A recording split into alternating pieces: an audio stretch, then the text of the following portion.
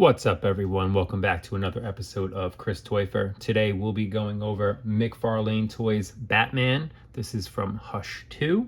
As always, we'll go over the articulation, the accessories, we'll do some posing, so you could decide if this is a figure you want to pick up.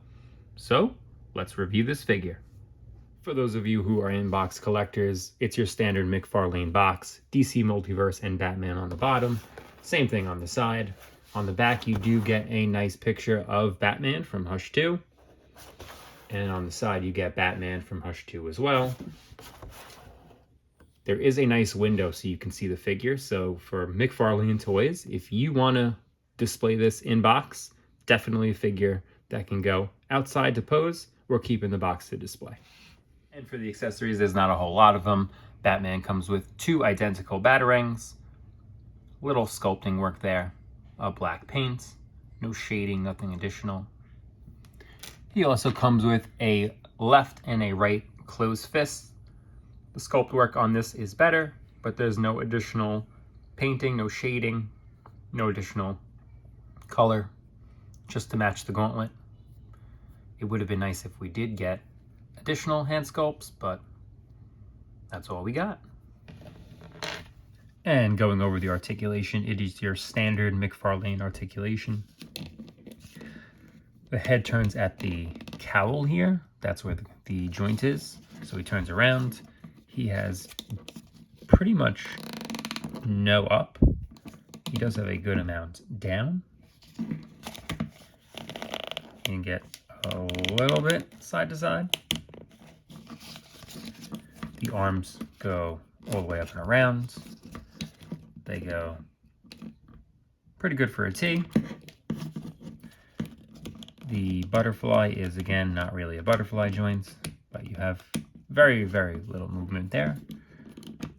Swivel at the bicep. Double bend in the elbow.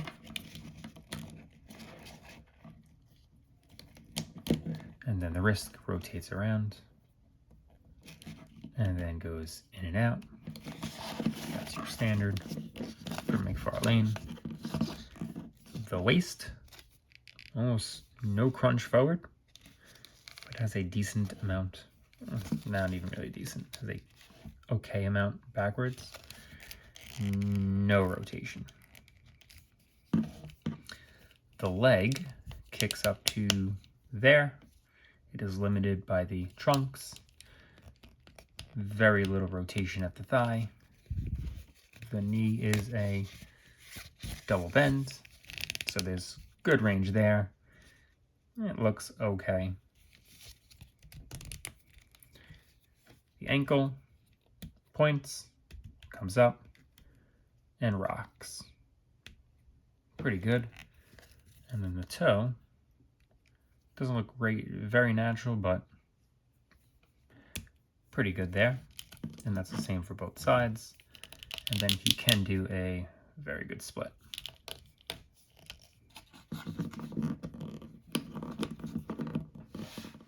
Overall, they did a good job on the paint. It's gray where it needs to be. The bat emblem looks good.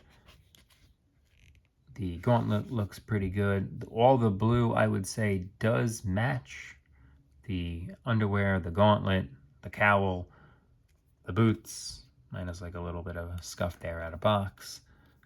Even with the cape, it matches pretty good, I gotta say. Not sure if this is accurate to the comic or just my version of the toy, but if you can see his face, which is painted and sculpted fairly good, does he have facial hair there? Did they just mess up the way with the paint? Maybe that's accurate to the comic, but not familiar with Batman having facial hair right on the chin there. So, not sure.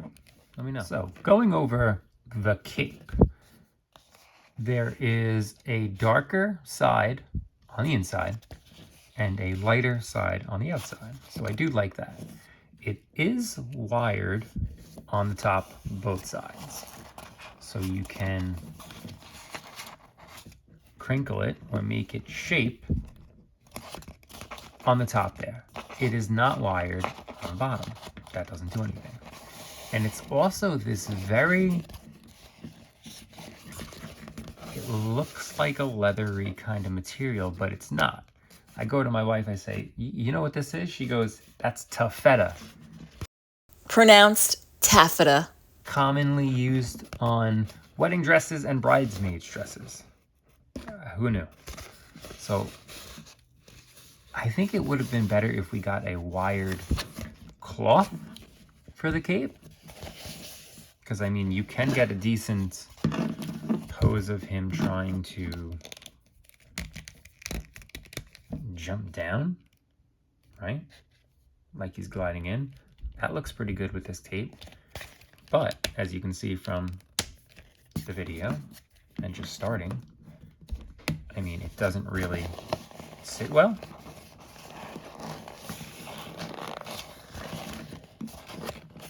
It doesn't sit well at all. You can fold it around like I'm doing here, which I think is, I mean, okay, but yeah, it doesn't have a nice drape to it. The material that they used, in my opinion, not the best for this Batman cape. But I don't know. What do you guys think? Put it in the comments. Here's a pose of Batman punching someone. Here's Batman getting ready to throw a batarang. See that cape just gets in the way. It's so big. Here's a pose of Batman jumping down with his cape, that iconic pose. And again, the cape is pretty good for this one pose, if that's how you're going to pose him. I will say that. Overall, I think it's a good figure for someone who really enjoys Batman or really enjoys the McFarlane line or just enjoys the Hush comic and you want a Batman accurate to that or pretty accurate to that, then this is a figure you're going to want to pick up.